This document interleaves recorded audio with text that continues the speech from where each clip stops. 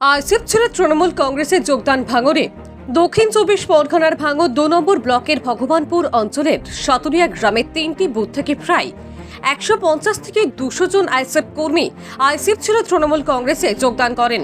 তৃণমূল নেতা তথা পঞ্চায়েত সমিতির ভূমির কর্মাধ্যক্ষ খাইরুল ইসলামের হাত ধরে তৃণমূল কংগ্রেসের যোগদান। দীর্ঘদিন আগে করতাম পার্টিটা, এখন আমাদের অনেক দেখছি যে ওই পার্টিতে থেকে আমাদের কোনো লাভ হচ্ছে না, আমরা কোনো সম্মান পাচ্ছি না।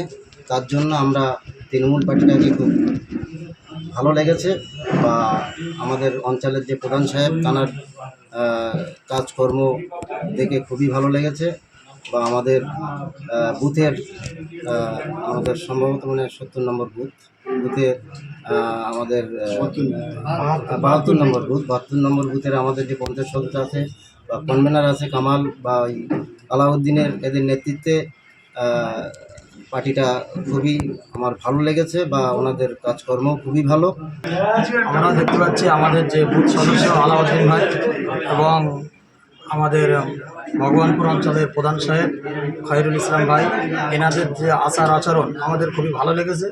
দীর্ঘ কয়েক বছর ধরে আমি আইএসএফে ছিলাম, আজকের সে আইএসএফ ছেড়ে তৃণমূল কংগ্রেসে যোগদান করেছি।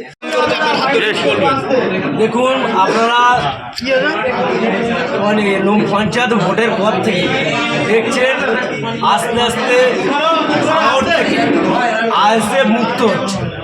তারপরে দেখুন, লোকসভার পরে আমাদের আসমাজি জয়েন করলেন, জমি কমিটি জয়েন করলেন। আস্তে আস্তে দেখবেন 2026 সাল আগে, 26 সালের বিধানসভার আগে আইএসএফ শূন্য ভাঙড় কিন্তু হয়ে যাবে।